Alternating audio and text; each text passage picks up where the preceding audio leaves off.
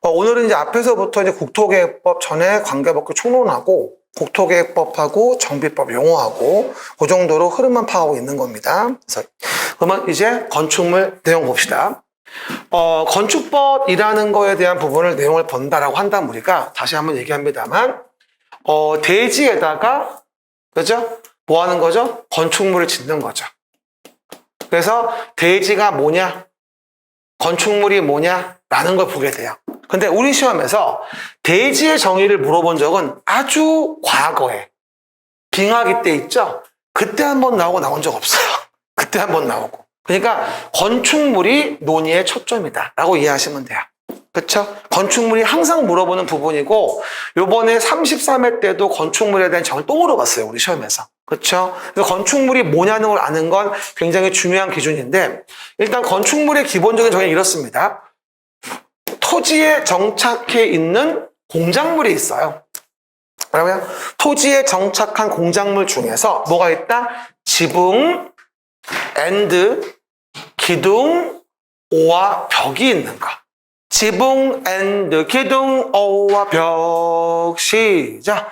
지붕, 앤드, 기둥, 오와 벽. 있습니다. 여러분이 음정이 안 맞아요. 뭐라고요? 그리고 딸린 시설물을 포함한다고 나와요. 그럼 봐봐요, 여러분. 지금 건물이 이렇게 지붕이 있고요.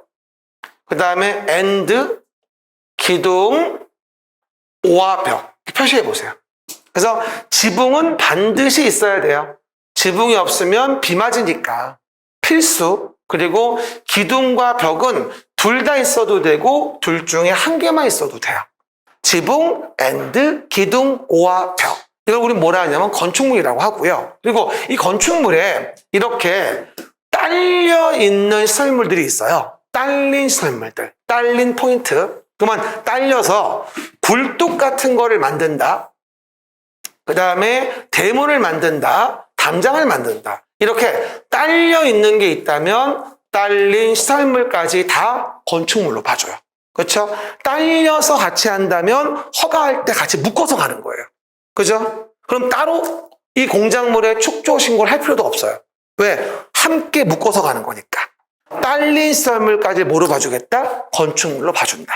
그렇죠? 또 그와 함께 두 번째 정의를 본다면 첫 번째가 이거고 두 번째를 본다면 지하나 고가에 공작물에 설치하는 지하나 고가에 공작물에 설치하는 사무소, 공연장, 점포, 차고, 창고 그 밖에 대통령령 정하는 것도 우리는 건축물로 보게 됩니다. 그래서 우리가 건축물에 대한 기본적인 정의를 봤을 때 이거 많이 물어봐요. 지하의 점포 이거 많이 물어봅니다.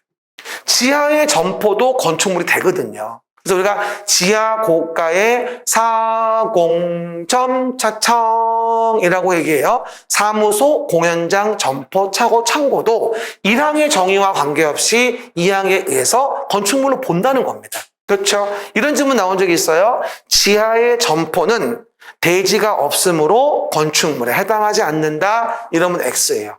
지하의 점포도 건축물로 본다는 겁니다. 알겠습니까? 고가의 공연장도 건축물로 본다는 겁니다. 아셨죠? 그래서 우리가 문장을 볼 때 제가 문장 나와주는 거 1번, 2번 다 따로 인정한다는 것이죠. 이게 건축물의 기본적인 정의예요. 근데 만약에 건축물이 나올 때 이렇게 딸려 있으면은 이걸 건축물로 볼 텐데 굴뚝, 담장, 대문이 딸려 있지 않고 만약에 별도로 분리가 돼 있으면 어떻게 될까? 건물 지을 때 같이 한 게 아니라 딸려 있는 게 아니라 분리가 돼 있는 거야. 그죠? 이건 그럼 어떻게 할 거냐? 건축물을 볼 거냐? 아니, 단순한 공작물에 불과해요. 그럼 봐요. 건축물의 정의에 뭐라고 나오냐면요. 토지에 정착해 있는 공작물 중에서라고 나와요. 공작물 중에서. 지붕, 앤드, 기둥과 벽이 있는 것과 이러고 나오거든요. 그럼 봐봐요. 결론적으로 그러면 건축물에 대한 기본적인 정의를 봤을 땐 봐요. 이렇게 공작물이라는 개념이 있고 그 안에 건축물이라는 개념이 좀 더 벤 다이어그램으로 본다면 이렇게 이해하시면 될 거예요. 공작물 중에 건축물이 있는 거예요. 이해가셨죠? 그러면 건축물이 못 되고 돼 있는 건 단순한 공작물이겠죠. 내 말 이해돼요? 그러면 옹벽이나 담장 같은 것이 이렇게 딸려서 지어진다면 이건 건축물이 되겠지만 옹벽, 담장, 울타리 같은 게 또는 굴뚝 같은 게 그렇지 않고 딸려 있지 않고 별도로 분리가 돼 있어요. 이렇게 별도로 분리가 돼서 우리가 이와 같이 굴뚝을 만들어요. 그럼 어떻게 되죠? 이건 건축물이 아니에요. 단순한 공작물이죠. 이 공작물은 일정한 높이를 뭐하죠? 넘으면 그 넘는 굴뚝인 경우는 신고하고 공작물을 설치해줘라 라고 별도로 규정이 돼 있어요. 딸려 있으면 건축물로 봐주겠지만 딸려 있지 않으면 단순한 공작물로 보는 거예요. 일정 높이를 넘는다면 축조 신고하고 하게 돼 있고 그거는 건축법의 일부 규정에 대한 부분을 공작물에 대해서도 적용하겠다는 얘기입니다. 그렇죠? 그래서 오해하지 말 건 항상 문제가 나올 때 주된 건물에 딸린 굴뚝은 뭐라고요? 주된 건물에 딸린 굴뚝은 6m 넘는다면 축조 신고해야 한다? X. 딸려 있는 건 건축물 같이 가는 거니까 허가로 가름이 되는 것이고 분리돼 있다면 따로 축조 신고를 해야 됩니다. 굴뚝은 6m 넘을 때 이렇게 얘기하는 거예요. 그래서 한 번 정도 물어볼 때가 또 되긴 됐어요. 그리고 넘는단 말을 기억하셔야 돼요. 초과한다. 그러면 6m면 축조 신고 안 합니다. 넘는다는 거니까. 이해 가십니까? 뭐 굳이 말하면 소수점 이하 무시하면 7m부터죠. 소수점 이하 무시한다면 7m부터. 7m는 돼야 신고하는 거죠. 6m의 굴뚝, 건물과 분리돼 있다. 축조 신고해야 한다? X인 거야. 넘은 게 아니니까. 그 포인트도 주의하십니다. 됐고요. 그리고 한 번 나온다면 저는 이걸 보는 거야, 이거. 뭘 보냐면 2번에 대한 부분인 건데 4m를 넘는 장식탑, 기념탑, 첨탑 이게 추가됐어요. 원래 장식탑, 기념탑, 첨탑은 6m 넘을 때 신고하는 거였는데 4m 넘을 때 신고하는 걸로 강화됐습니다. 여러분, 장식탑하고 기념탑, 첨탑은 어떤 기능을 할까요? 광고지 뭘. 뭐라고요? 일종 광고와 데코레이션이지 뭐겠어 이게. 첨탑 어디 있는 줄 알아요? 교회에 많이 있잖아. 성당, 교회, 첨탑. 세계사 공부 안 했구나. 뭐라고요? 어쨌건 그러다 보니 뭐가 되어진다? 당연히 태풍 불면 날라댕겨. 별 기능도 하지 않는 것들이. 그래서 6m가 아니라 4m 넘을 때 신고하기 위해서 좀 관리를 빡시게 하겠다. 개정이 된 거야. 그래서 4장기첨. 시작. 4장기첨. 일단 두 가지만 얘기해. 나중엔 다 외워야 되는데 지금은 의미가 뭔지만 아시면 되는 거예요. 알겠습니까? 어차피 또 개정될 수도 있는 것이기 때문에 일단 기억하실 거. 공작물 중에서 건축물이 있는 거고 딸려 있으면 똑같이 건축물로 보지만 별도로 분리돼 축조한다면 일정 높이를 넘을 땐 축조 신고하고 하는 공작물이 된다. 라는 개념만 이해하시면 돼요. 딸려 있냐? 분리됐냐? 시작. 다 했어. 아, 배고파 죽겠네. 그지? 좀만 참어. 됐고요. 그러면 넘어가시면 너무 중요한 거 고층 건축물이 이제 보입니다. 한번 말해. 고층 건축물 시작. 이걸 내가 사진 자료에 넣었나? 봐봐요. 사진 자료에 넣었나 모르겠다. 봐봐. 건축물이 높은 건물들이 있어요. 했구나. 이게 이제 건축물에 약간 내려간 거 이거죠. 맞아? 지붕은 꼭 있어야 되고, 그 다음에 기둥, 아니면 벽. 이걸 건축물이라고 하죠. 지붕 앤드 기둥 오와 벽. 이렇게 된 것도 건축물이 돼요. 그리고 단층인 경우는 기둥이 없고 벽으로 하중을 부담할 수도 있는 거니까. 이것도 건축물이 되는 거고요. 그리고 오해 말 건 그 중에 고층 건축물이 있는데 요즘에 고층 건축물 참 잘 나와요. 작년도에 기출 또 나왔어요. 봐요. 요즘에 이제 마천루 전쟁이라고 해도 과언이 아니죠. 그래서 우리가 전 세계적으로 고층 건축물을 뭐 얼마나 짓냐가 그 나라의 국력을 과시하는 뭐 이런 걸로 인식했다 보니까 좀 경쟁이 심한데 이런 식으로 고층은요, 뭘 하냐 우리가? 일단 30층 이상이라거나 120m. 이게 거나예요. 30층 이상이라거나 120m 이상이 되어지면 이걸 고층 건축물이라고 합니다. 그러면 고층 건축물은 무엇이겠느냐라고 한다면 두 가지 분류해 볼 수 있습니다. 뭐라 하냐면 초고층 건축물이라는 것과 준초고층 건축물로 구분할 수 있는데요. 초고층은 뭘 얘기하는 거다? 50층 이상이라거나 200m 이상인 거를 우리가 초고층이라고 합니다.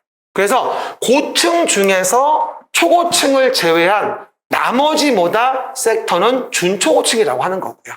그러니까 고층이라는 게 넓은 개념이라서 30층 이상이거나 120m 이상인 것이고 그 중에 초고층과 준초고층이 있는데 고층 중에 50층 이상이라거나 200m 이상이 되면 이걸 초고층으로 본다는 얘기예요. 요즘에 그리고 초고층 건축물에 대해서는요.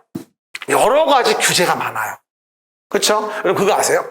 대부분들 주변에 높은 건물 집니다 이랬을 때 49층으로 진 거를 굉장히 많이 보지 않나요, 우리가?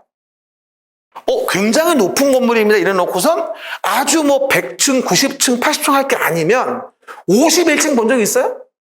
52층. 못 봤지? 대부분 49층이에요. 이유는 50층이 되면 초고층으로 정말 어마무시한 규제가 붙어요. 각종 안전부터 영향평가부터 무슨 뭐 소방 안전 뭐 말도 못한 대책이 붙어가지고 건축 공사비가 거의 절반 이상 올라간다는 말을 합니다. 그래서 초고층은 아예 높게 짓지 않으면 보통 51층, 50층은 안 짓습니다. 바보 아닌 이상은. 건축비용이 무지 많이 올라가요. 그래서 초고층은 굉장히 규제가 많아요. 그렇죠. 앞으로 기본 강의에 들어가면 초고층에 대한 규제를 여러 가지를 제가 얘기할 거야. 한 서너 가지 정도 중요한 것들이 있거든요. 그런 것들 좀 정리해 보셔야 되고요. 고층에 대한 부분 좀 이런 것이죠. 요즘에 뭐 이거는 다른 나라 같은데 여기 상하이인가? 싱가포르예요? 맞아요? 싱가포르? 잘 맞췄어. 내가 하고 내가 모르네? 뭐라고? 싱가포르 알았어. 어쨌든 높은 걸 많이 있고요. 그 다음에 내용 보시면 뭐와 같이요. 먼저 돌아옵시다. 인문사진 봐볼게요. 그럼 내용에서 고층 건축물과 관련된 부분이 있어서 30층 이상이거나 120m 이상이고요. 그 중에 뭐는 초고층이라고 한다면 50층 이상이라거나 200m 이상을 얘기하고 준초고층은 고층 중에 초고층을 제외한 나머지를 얘기하는 겁니다. 이렇게 개념만 이해하시면 될 것 같아요. 그리고 뭐 다중이용 건축물이니 뭐 특수구조 건축물 이런 게 나오는데 우리가 건축물에 대한 정의를 구분할 땐 여러 가지를 구분할 수 있거든요. 고층이라는 거, 건축물이지만 다중이용이라는 거. 여러분 하나만 얘기해 줄까요? 이거 봐요. 혹시 옛날에 그거 아세요? 그 3윈드 디파트먼트 스토어 애시던트 아세요? 3윈드 디파트먼트 스토어 애시던트 이게 뭐죠? 삼풍백화점 사건이 있었어요 옛날에. 그렇죠? 이 삼풍백화점이 이름부터 잘못 졌어. 삼풍이니까 무너진 거 아니야. 바람이 세기니까. 그래서 여러분 됐죠? 옛날에 그런 많이 했었는데 이때 돌아가신 분만 거의 뭐 600~700명 정도 돼요. 총 사상자가 해가지고 뭐 1000몇백 명 가량의 그 사상이 생겼는데 이게 다중이용 건축물로 많은 사람이 모이는 건물이지 않습니까? 근데 안전해야 될 게 안전하지 않아서 무너진 거 아니겠냐고요. 안 되겠다. 많은 사람이 모이는 다중이용 건축물에 대해서는 구조기술사 높은 거 알고 있죠? 최고의 전문가 아니겠습니까? 기술사. 그래서 구조기술사 협력을 통해서 안전 확인을 철저하게 해라. 일반적인 건물과는 다르다 이 얘기인 거죠. 이게 바로 다중이용 건축물로서 삼풍백화점 이후에 여러 가지 강화된 규정들이에요. 그렇죠, 여러분? 참 이 사건이 일어났을 때가 제 군대에 있을 때였는데 상병 때인가, 그죠? 세상에 갑자기 백화점이 무너졌대. 그리고 전년도에 뭐도 있었죠? 성수대교 붕괴도 있었고. 그때 왜 그랬나 모르겠어. 이상한 사건이 많았어, 그때. 그렇죠? 여러 가지 뭐 썰도 많았지만. 어쨌건 이래서 많은 사람이 모이는 건물에 대해서는 구조기술사 협력을 위해서 다중이용 건축물로 정하고 별도로 확인해 주겠다는 얘기거든요. 그게 바로 다중이용 건축물인데 요건 아직 우리 시험에 안 나왔어요. 그래서 한 번 정도는 좀 나와줘야 하는데 다중이용 건축물과 관련된 부분을 본다면 첫 번째 봐봐요. 불특정 다수의 사람이 이용한다. 이거 안 고쳤다. 아하. 봐봐요. 불특정이란 말을 지웁시다. 이거 삭제됐어요. 안 뺐네. 봐요. 다수의 사람들이 이용되는 건축물로서 합시다. 불특정이라는 말 지웁시다. 이게 불특정이란 말을 집어넣게 되면은 뭐하죠? 16층 이상일 때에 대한 부분에 대해서 공동주택 이런 걸 집어넣을 수가 없어요. 지금은 불특정이란 말 들어가면 안 돼. 빼세요. 그래서 다중이용 건축물이란 다수의 사람들이 이용하는 건축물로서 다음 항목의 어느 하나 해당하는 건물을 얘기하는데 포인트는 두 가지예요. 바닥 면적 합계가 5천 이상이라거나 16층 이상. 둘 중 하나만 해당되면 이건 다중형 건축물로 봐버립니다. 그리고 여러분 이따가 한번 얘기할 텐데 바닥 면적이 뭐냐면 봐봐요. 바닥 면적이 뭐냐면 건물이 있을 때 이렇게 그렇죠? 각각의 층마다 면적이 있어요. 1층 바닥 면적, 예를 들어 2층 바닥 면적, 3층 바닥 면적, 4층 바닥 면적 이런 식으로 각각의 층마다 뭐다 있는 면적을 바닥 면적이라고 해요. 그렇죠? 그리고 오해하지 말 건 요 바닥 면적이 있는데 여기는 만약에 301호하고 302호가 따로 등기돼 있다면 301호 바닥면 따로 있을 수도 있어요. 그래서 건축물의 뭐하죠? 각층이나 일부, 건축물의 각층이나 일부로서 벽 기둥으로 둘러싸인 면적을 바닥 면적이라고 해요. 그렇죠? 근데 각층의 다음의 용도, 문화 및 집회 시설로 쓰이는 거, 그죠? 그 다음 해당 내용의 종교시설, 판매시설로 쓰이는 거, 그렇죠? 이런 것들의 바닥 면적이 5,000제곱미터 이상이면 이걸 다중이용 건축물로 보겠다는 거예요. 그 용도로 쓰이는 바닥 면적의 합계가. 뭔 얘기인지 알겠죠? 5,000제곱미터 이상. 그리고 이것도 안 좋았네? 이거 전시장 지우세요. 이것도 빠졌는데, 전시장. 지우세요. 그리고 하나 주의할 건 이겁니다. 한번 나왔던 게 동식물로는 제외한다고 나와요. 뭐라고 나온다? 동식물원은 제외한다. 그럼 먼저 물어볼게요. 혹시 요즘에 동물원 가보신 적 있으세요? 동물원? 데이트할 때 안 가나? 돈도 많이 안 들고 좋아. 그렇죠? 한번 가봐. 그럼 봐봐. 동물원 가면 이렇게 5,000일까요? 이렇게 5,000일까요? 그렇지. 이렇게 5,000이야. 그러니까 구조 안전과는 거리가 멀어요. 동식물원은. 동식물원이 이걸 전시하는 거라 문화 집회시설로 보거든요. 그리고 구경 가는 것이기 때문에. 동식물원은 근데 이렇게 5,000이지 이렇게 5,000이 아니기 때문에 동식물원을 다중이용 건축물로 규제할 필요는 없는 거야, 사실은.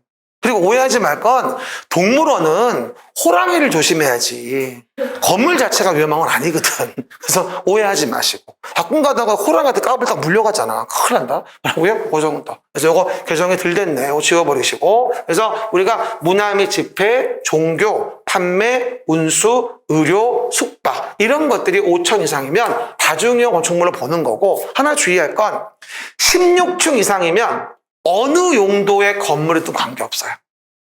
16층 이상이면 그게 공동주택이든 뭐든 어느 용도이건 다 다중이용 건축물로 봐서 구조기술사 협력이 필요하다는 거야. 그래서 법에서 불특정한이라는 말을 빼버린 거야. 16층 이상이면 특정, 불특정 안 따지거든. 내 말 이해하시겠죠? 그래서 이거 좀 개정된 거 못 뺐네, 내가. 쏘리 해요.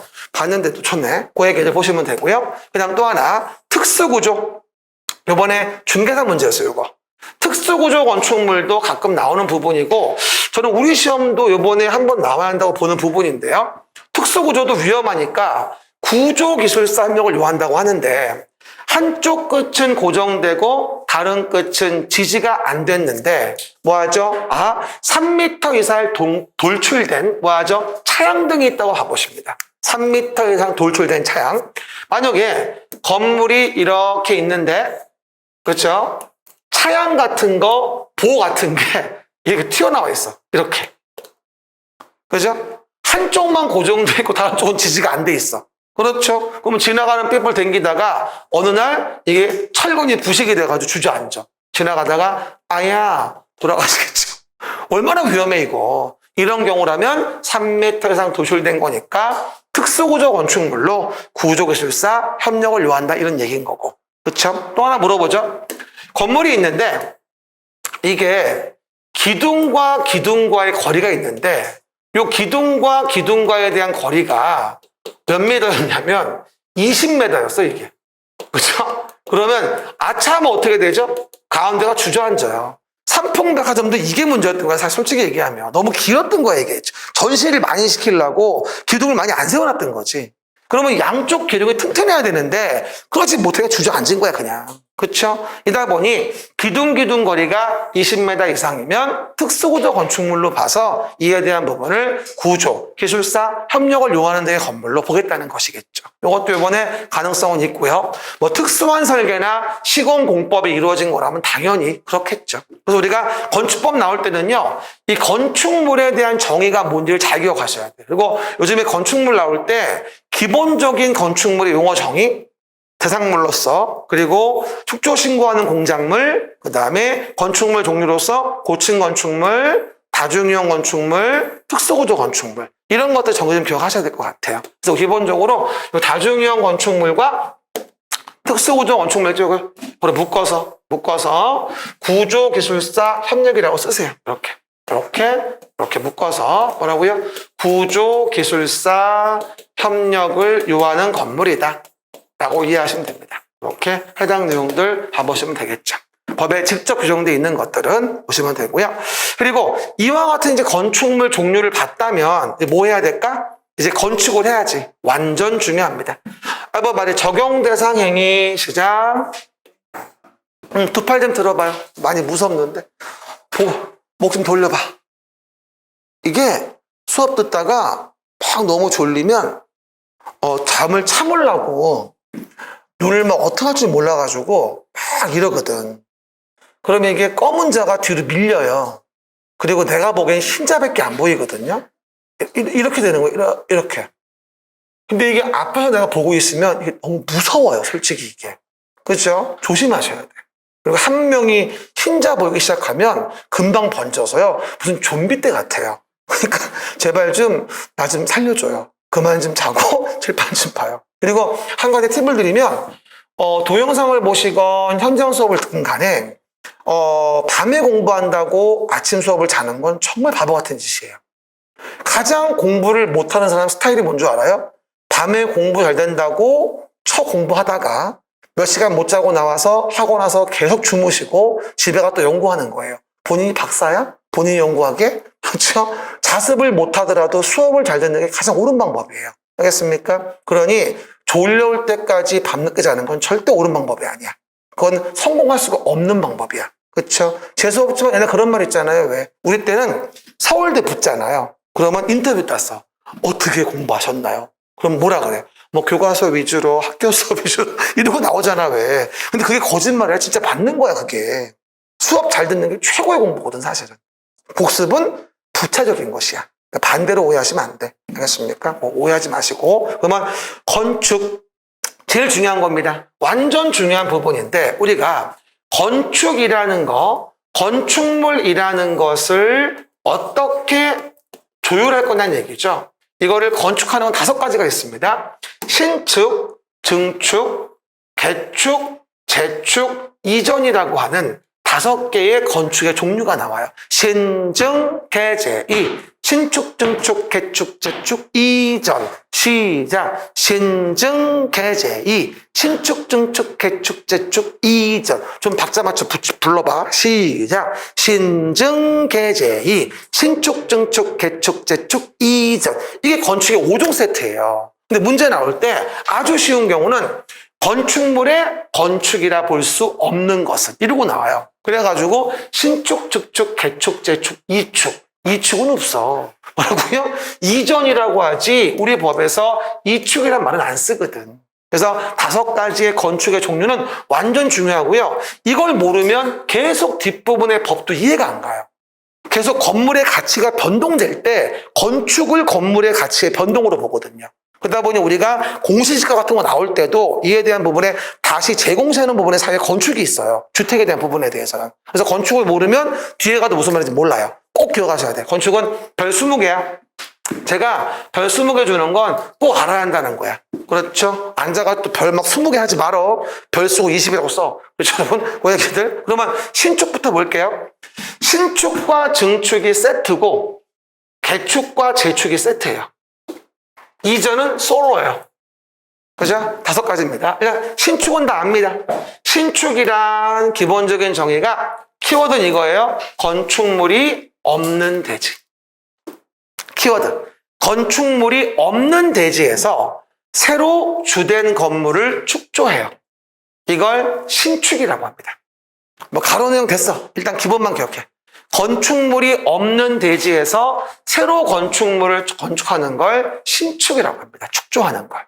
없는 대지에서 됐습니다. 나대지 뭔지 알지? 나대지 말고, 그죠?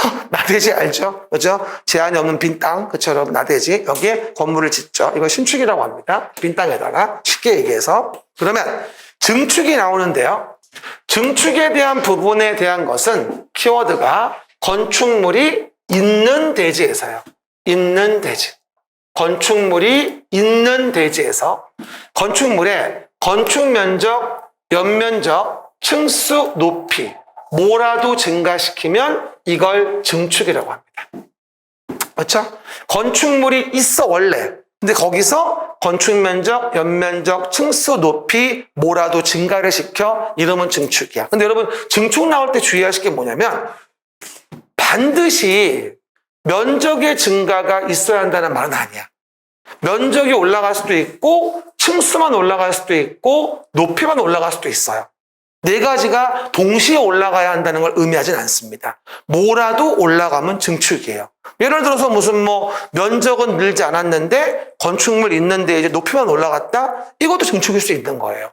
뭐 기둥만 위로 올려 높이 올릴 수 있거든. 왜 우리 그런 경우 있잖아. 왜 건물이 있는데 기둥이 낮아가지고선 이렇게 건물이 이용도가 떨어지면 이렇게 올려 기둥을 이럴 수 있거든.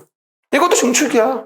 그렇죠? 꼭 면적만 올라가야 증축이란 말은 아니거든. 그래서 건축 면적, 연면적, 층수, 높이 뭐라도 증가되면 증축이구나. 그러면 신증축의 차이는 신축은 건축물이 없는 나대지에 짓는 거고 증축은 뭐다? 건축물이 있는데 면적이나 층수 높이 뭐라도 느는 거죠. 뭐라도. 이걸 증축이라고 하죠. 그 다음에 개재축 워낙 중요하죠. 개축, 재축 세트입니다. 개축, 재축은 원인으로 좀 분류하셔야 됩니다. 봐요. 여기 봐. 키워드. 해체. 인위적으로 기존 건물을 부셔. 천재지변으로 멸실돼. 원인이 달라요. 개축은 인위적으로 부시는 거야. 해체하는 거지. 재축은 뭐야? 천재지변에 의해서 멸실되는 거야. 이런 것들을 다시 적. 근데 중요한 건 뭐냐면, 아하, 포인트. 종전과 같은 규모의 범위. 종전 규모를 넘어가 버리면 이건 신축 등으로 가야 맞는 겁니다. 종전과 같은 규모의 범위 내로 짓는 게 개축이에요. 우리 그거 아세요? 이게 왜 헷갈리냐면요. 지나가다가 기존의 건물을 부시고 다시 짓는 걸 보면 대부분의 국민들이 뭐라 그러냐면 지나가다가 저기 건물 새로 짓네? 이러고 지나가지 개축하네 이렇게 얘기 안 해. 왜냐면 일반 상식이잖아 그게. 그래서 모르는 거야 사람들이. 그래서 만약에 부시고 지을 때 종전과 같은 규모 내로 지으면 개축이지만 종전보다 오버에 지으면 이건 신축이 되거든요. 그래서 꼭 지나가다가 부시고 짓는 걸 보면 물어봐야 돼. 또 뭐라고? 종전 거보다 더 크게 져요? 물어봐야 돼. 아니에요. 그러면 개축하시는구나. 이래야 맞는 거야. 아셨죠? 그럼 아까 말한 정비법의 재건축은 굳이 말하면 뭘까? 신축인 거야. 정비법의 재건축은 신축인 거야. 5층 부셔서 25층 지니까 신축이지 그거는. 종전규모를 오버했으니까. 내 말 뜻 이해하시겠죠? 그렇게 이해하시면 돼요. 이게 이제 개축이고요. 재축은 멸실된 걸 다시 짓는데 마찬가지. 다음 요건을 모두 모해서 갖추어 다시 짓는 건데 종전 규모 이하, 연면적 합계가 종전 규모 이하여야 하고 동수, 층수 높이도 종전 규모 이하로 한다. 단선 나중에 얘기합시다. 어쨌든 재축, 멸실된 걸 재해로 멸실된 걸 다시 축조하는 건데 연면적의 합계도 종전 규모 이하여야 되고 동수, 층수 높이도 종전 규모 이하여야 하는 예외가 있다. 알겠습니까? 내용이 있다. 하지만 그 니은번에 대한 부분에 대해서는 단서가 있긴 한데 이건 나중에 얘기할 거야. 단서는. 지금 말하면 머리 아파. 지금은 입문 과정이야. 그러니까 스토리의 포인트를 잡자고 흐름 잡는 거예요. 알겠죠? 이 정도로 이해하시면 됩니다. 그리고 해당 내용에서 뭐 결합관축은 나중에 얘기하는데 이전 좀 봅시다. 한번 말해. 이전이요. 어떻게 본다면 건축 중에 가장 잘 나오는 부분이야. 이전. 이게 뭐냐면 주요한 구조부 기억나요? 내기 바보 지주. 주요 구조물을 해체하지 하고 같은 대지에서 다른 위치로 옮기는 걸 이전이라고 해요. 이거 나올 때 많이 물어보는 게 주요 구조물을 해체하고 이렇게 많이 물어봐요. 해체하지 아니하고. 그렇죠? 그럼 봐봐. 어떤 분이 이래요? 그럼 뭐라는 거예요? 이거를 그냥 반짝 들어가지고 뭐 이렇게 옮긴다는 거야. 뭐야? 물어보는 분이 있는데 빙고 정답이에요. 뭐라고요? 반짝 들어 옮긴다는 거예요. 이렇게 앞으로. 그렇죠? 다른 대지로 가면 안 돼. 같은 대지 안에서 움직이는 거야. 그러면 두 가지의 질문을 해요. Why? 꼭 이런 눈빛으로 앉아 있어요. 왜? 왜 그러는데? 또는 그게 돼? 이렇게 물어보는 분이 있어요. 아니 이거를 들어서 옮긴다고? 이런 분들이 있다? 근데 내가 아까 건축물 정의할 때 뭐라고 했더라? 콘크리트로 지은 거라고 말한 적 있나? 토지에 정착한 공작물 중 지붕, 엔드, 기둥과 벽이 있는 것과 이에 딸린 셀물을 말하며 지하 고가의 사무소, 공연장, 점포차고 창고를 말한다고 했지 내가 언제 콘크리트로 지은 거라고 했어? 아니잖아. 그러면 판넬로 지은 거, 나무로 지은 거, 컨테이너 박스 얼마든지 건축물 건축의 재료는 달라요. 옮길 수 있어요. 그리고 우리 학원 같은 콘크리트로 지은 것도 충분히 옮길 수 있는 기술력은 있어요. 가능합니다. 그래서 오해하지 마세요. 흔한 일은 아니지만 할 수 없는 일도 아닙니다. 그렇죠? 주요 구조물을 해체하지 아니하고 같은 대지에 다른 위치로 옮기는 겁니다. 영 궁금하면요. 여기 큰 길에 한 30분만 서 있어봐. 그러면 큰 트레일러 차에 집 같은 거 싣고 다니는 차 가끔 볼 수 있어요. 요즘은 집을 주문을 해요. 원룸 주문해. 한 1,800이면 갖고 와, 돈 주면. 그러면 한 3주 지나면 만들어서 온다? 그럼 내리고 배가만 여기 가면 끝이야. 요즘은 정말 간단해. 그쵸? 봤지 그런 거? 눈을 감고 댕기나? 봤을 거야, 지나가다가. 그 정도. 그리고 대수선 의미만 이해할게요. 세부 거 나중에 얘기하지 마요. 그러면 건축물은 건축만 하는 게 아니고요. 건축은 아니어도 큰 수선, 이걸 대수선이라고 합니다. 건축물에 대한 부분은 건축만 하는 게 아니라 뭐 하죠? 큰 수선이라고 하는 대수선 행위를 하기도 합니다. 그래서 대수선의 의미는 뭐냐면 기둥보, 매력벽, 주계단 등 구조나 외부 형태를 수선 변경하는 거나 증설하는 걸 얘기하는 건데 건축은 아니지만 큰 수선을 얘기해요. 그래서 하나만 얘기해 주면요. 아까 제가 보호라는 거 얘기했죠. 수평제의 하중을 부담하는 거. 기억나시죠? 근데 이게 여러 가지가 모여서 한꺼번에 이루어지면 개축이 되어지겠지만 각각 하나하나로 본다 한다면 보를 증설해체 하거나 3개 이상을 수선 변경한다면 이건 대수선 행위로 보는 겁니다. 이게 합쳐지면 개축이 되겠지, 보내기지가. 근데 뭐가 된다? 하나하나 보를 증설해체 또는 3개 이상 수선 변경해. 매력벽을 증설해체 또는 30 이상 수선 변경해. 각각. 그러면 각각을 뭐라 불러? 그냥 단순한 대수선행위라 부르는 겁니다. 대수선. 시작. 대수선. 그래서 건축은 아니야. 그래서 대수선 옆에 써봐봐. 뭐라 쓰냐면 증축, 개축, 재축에 해당하지 않아야 돼. 증개, 재축에 해당하지 않아야만 대수선이 됩니다.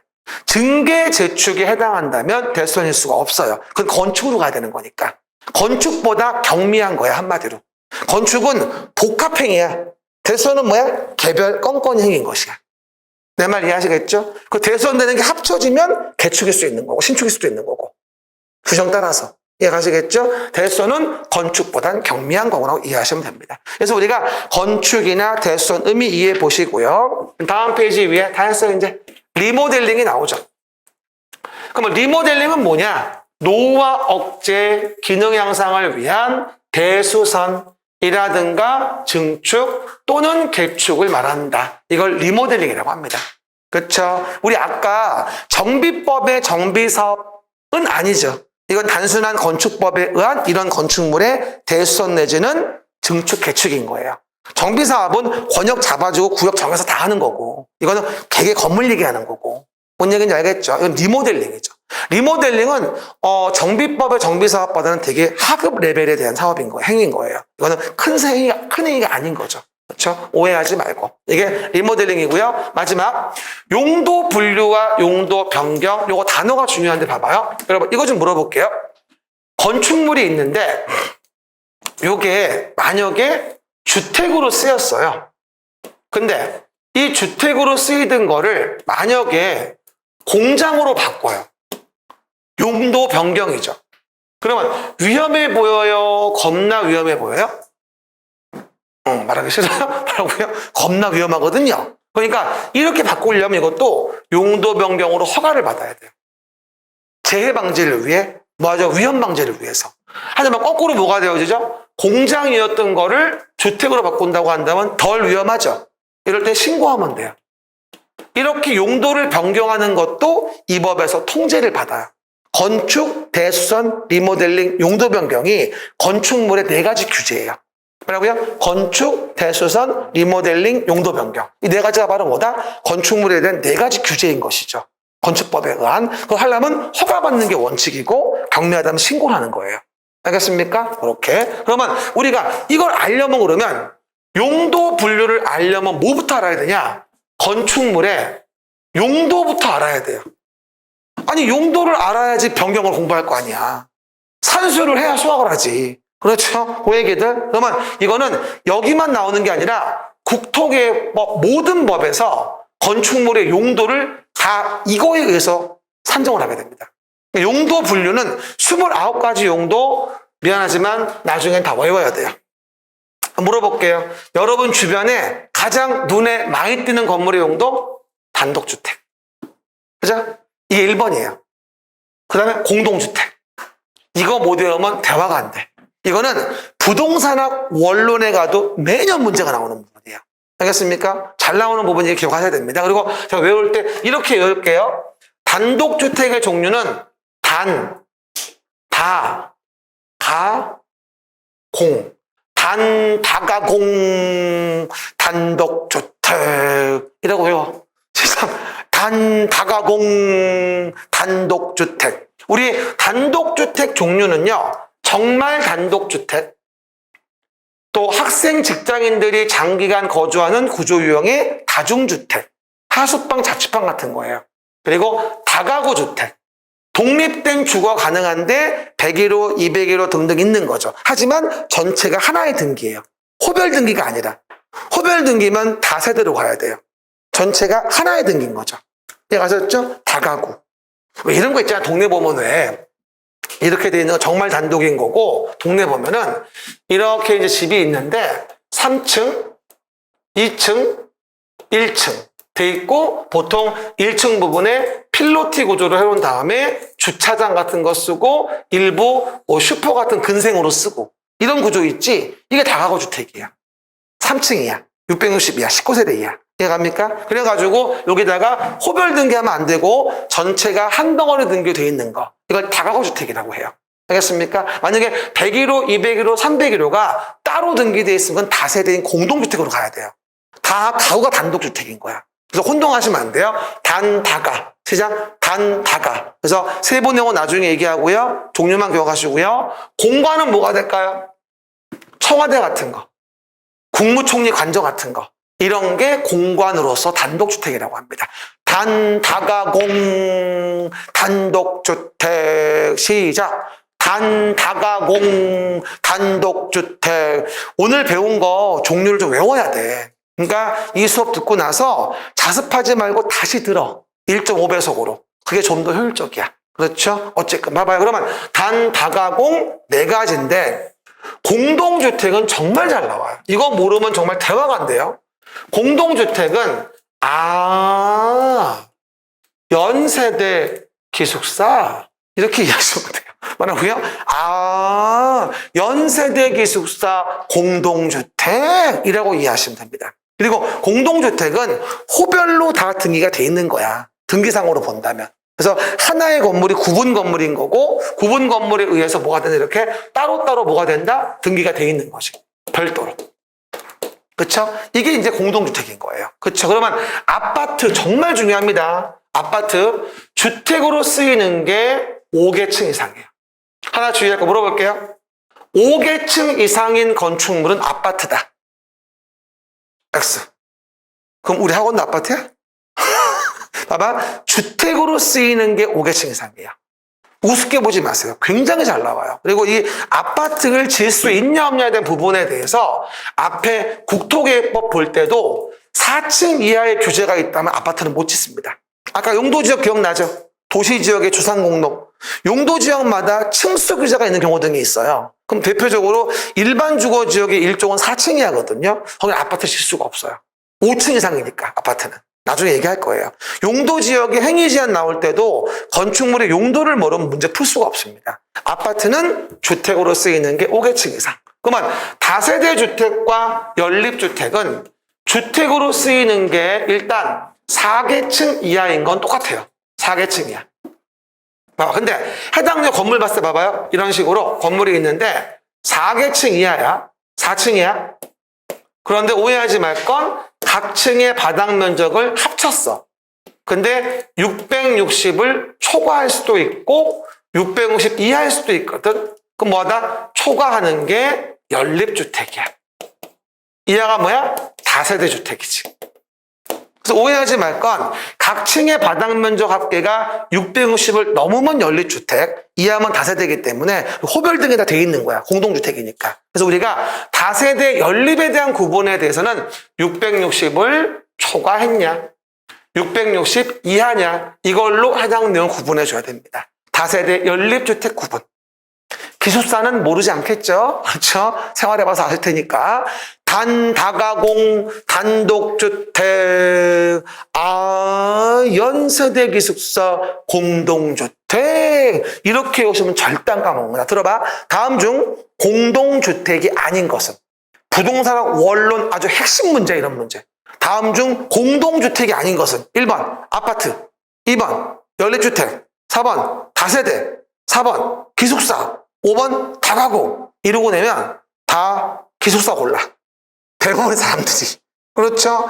기숙사가 해당 내용 부분에 공동주택이 맞는 거고 다가구는 단독주택이에요. 오해하시면 안 돼. 다가공, 단독주택, 연세대 기숙사, 공동주택. 꼭 외워. 시작. 다가공, 단독주택, 연세대 기숙사, 공동주택. 종류 구분해야 돼. 이걸 듣고 나야 다른 과목도 들려. 그렇죠? 그리고 우리 나올 때 꼭 외워줄 것도 하나 이게 또 있습니다. 봐봐. 일종 근린생활시설이라는 것과 네 번째 용도가 밑에 이종 근린생활시설이 있어요. 뭐 하나 물어봅시다. 근린이 뭔지 아세요? 근린? 가까울 근, 인접할 린이에요. 가깝고 인접한 곳의 생활시설을 우리가 근린생활시설이라고 합니다. 그럼 우리 주변에 뭐 각종 일용품을 판매하는 곳, 1000 미만, 식품, 잡화, 의류, 왕구, 서적 뭐 이런 거 있지? 이거 다 일종 근린생활시설이에요. 건축물의 용도가. 근데 주의할 건 이걸 왜 일종과 이종으로 구분하냐면 이렇게 이해합시다. 일종은 별표 써봐봐. 우리 주변에 많이 보이는데 생활의 위해를 주지 않는다고 보는 거야. 생활의 위해를 주지 않는다면 이걸 일종 근린생활시설로 보는 게 일반적이에요. 우리 주변에 뭐 의원 같은 것도 많이 있죠. 한의원, 뭐 내과의원, 치과의원 이런 거. 생활 위해를 줍니까? 안 주잖아. 다 일종 근린생활시설이에요. 알겠습니까? 그래서 근린생활시설의 일종은 주변에 많이 보이는데 생활 위해는 주지 않는 걸 얘기하는 부분이고요. 뭐 나머지도 보면 뭐 동네 나와 있는 뭐라고 나오죠? 뭐 의원, 치과의원, 한의원, 뭐 휴게음식점 같은 거, 300 안 되는 거, 탁구장 같은 거, 지역자치센터, 파출소, 마을회관, 뭐 등등등, 양수장 이런 거 다 일종 근린생활시설이에요. 이게 시험 나오냐고요? 잘 나와요. 나중엔 다 외워야 된다? Sorry. 여러분, 방법이 없어. 요즘에 신설된 거 중에 이거 하나 나와요. 전기 자동차 충전소. 신설됐어, 이거. 1,000 미만이 이것도 일종 근린생활시설입니다. 전기 자동차 충전소. 한번 나와야 돼. 그리고 거기에 맞물려서 2종 근린생활시설. 그럼 봐. 2종 근린은 우리 주변에 자주 보이긴 하는데 어느 정도 우리 생활에 위해를 끼치는 거야. 한마디로 눈살이 찌푸려지는 거지. 이런 썰이 많이 있으면. 그렇게 이해하시면 돼. 그러면 이종 근린생활에서 대표적인 거, 아무리 그래도 공연장 같은 거 있으면 시끄럽잖아. 500 미만. 종교 집회장 500 미만 시끄럽잖아. 이게 500 이상이 되면 문화 및 집회시설이에요.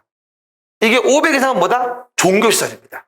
그쵸? 그러니까 이종 근생은 다른 시설로 가기 전에 규모가 작으면 이종으로 보는 거야. 어느 정도 생활유가 있으니까. 이거 말고도 뭐가 되죠? 뭐 일반 음식점.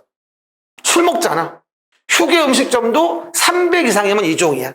그러니까 미만이 1종이었잖아. 300 이상일 때. 그리고 장의사나 동물병원이나 동물미용실이나 대규모의 학원이나 독서실 기원이나 테니스장 얼마 시끄러워 이런 거. 막 이러면서 이거 얼마 시끄러워. 테니스장. 그렇죠? 제가 옛날에 지하방 원룸에 살 때가 있었어. 학교 다닐 때. 자취하면서. 옆에 테니스장이 있었거든. 5시만 되면 집안이 울려. 그렇죠? 못 살겠더라고. 진짜 거짓말이 아니라. 정말 시끄러워. 농담 아니라. 이종이야. 그렇죠? 그 정도 확인해 보시면 되고요. 앞으로 그런 식으로 이해하시면 돼요. 자세한 건 나중에 외우고. 그리고 나머지 종류만 얘기하면 뭐 문화 및 집회시설, 무슨 뭐 종교시설, 뭐 판매, 운수, 뭐 의료, 교육연구, 노유자, 뭐 수련 뭐 이런 식으로 건물의 용도가 쫙 나와요. 넘겨요. 운동시설, 업무시설, 숙박, 위락, 공장, 창고, 위험물 저장 처리, 그 다음 자동차 관련, 동식물 관련, 자원순환 관련과 교정군사, 방송통신 발전, 묘지 관련, 관광후기 장례시설, 야영장까지 29가지가 있어요. 이거는 계속 보면서 하나씩 외워가야 돼. 그렇죠? 헛웃음밖에 안 나오죠? 이거에 그치는 게 아니에요. 다음 주는 또 토지 용도를 배울 거야. 토지 용도는 28가지가 있어. 그렇죠? 또 나와. 그렇죠? 그러니까 양이 정말 많아요, 이게. 그러니까 이게 전체를 한번 쫙 봐주는 게 되게 중요해. 뭘 보는지 알아야 되기 때문에. 이래서 건축물의 용도가 분류된 거를 용도를 변경한다라고 한다면 다음의 절차에 서게 되는데 자세한 건 나중에. 넘어가시면 적용 대상 지역이 나와요. 그래서 건축법을 언제 적용하겠는가? 근데 하나 주의할 거. 다음은 건축법을 적용하지 않는 건물이 있어요. 이거 잘 나와. 건축법을 적용하지 않는 건축물이 있는 거야. 참 잘 나오는 부분이에요. 그럼 건축법을 적용하지 않는 건축물이 있다? 가장 대표적인 게 문화재입니다. 임시 지정 문화재. 그 다음 철도 궤도 선로부지 안에 있는 운전보안시설, 철도 선로 위아래 보행시설, 플랫폼, 그 다음에 해당 철도 궤도 사업용 급수, 급탄, 급유시설 이런 철도 관련 시설들은 이 법의 건축법을 적용하지는 않습니다. 아셨죠? 하지만 서울역 역사 건물, 부산역 역사 건물은 적용합니다. 오해하지 마시고. 아셨죠? 오해개들. 그 다음에 기타 뭐가 나오죠? 고속도로, 통행료, 징수시설 같은 거 적용하지 않고 가장 잘 나오는 게 이거예요. 컨테이너를 이용한 간이창고 건축법 적용하지 않습니다. 하지만 주의할 건, 공장의 용도로 쓰이는 것으로서 이동이 쉬운 것만 얘기해요. 건축법은 공장을 굉장히 이뻐합니다. 제가 심지어는 공장송도 만들었어요. 빠라빠빠 건축법은 공장만 이뻐해. 빠라빠빠 공장. 창피한데 왜 안 따라하지? 건축법은 뭐라고요? 공장만 이뻐해요. 그래서 공장만 나오면 굉장히 많이 봐줍니다. 법에 대한 규제를. 그래서 컨테이너를 이용한 간이창고로 공장의 용도로 이동이 쉬운 거, 이거는 건축법을 배제한다. 많이 물어보는 오답 중에 하나가 공장을 주택이라고 많이 속여요. 주택은 컨테이너를 이용한 간이창고도 건축법 적용합니다. 그래서 그 점 주의하셔야 돼요. 그리고 하천법의 하천구역 내에 숨은 조작실 같은 것도 건축법을 적용하지 않는 건축물이구나 라고 해당 내용들 이해하시면 되고요. 참 잘 나오는 부분이다. 그래서 우리가 건축법은 건축물이라는 것을 건축, 대수선, 리모델링, 용도 변경, 대상 행위를 할 때 허가받으면 적법하다라는 것들을 배우는 거고, 다음의 건축물은 건축법을 적용하지 않는 건축물이 존재하기도 한다. 알겠습니까? 라는 점 이해하시면 됩니다. 이래서 국토계획법하고 정비 건축의 기본 라인 봤고요. 그럼 다음 주는 와가지고요. 뭘 배운다? 요거 5편부터. 부동산 가격 공시부터 이제 2편 라인으로 갑니다. 그럼 아까 1교시 얘기했었죠. 국토계획법, 정비법, 건축법이 첫 번째 섹터. 그 다음에 평가 관련된 세 법. 뭐 부동산 가격 공시, 감정평가법, 고기재산법 세 가지. 하고 공시 관련된 지적법, 등기법, 동산 채권담보. 이게 세 파트로 보는 거예요. 다음 주에는 마무리합니다. 다음 주에 뵐게요. 수고하셨습니다. 조심해 가세요.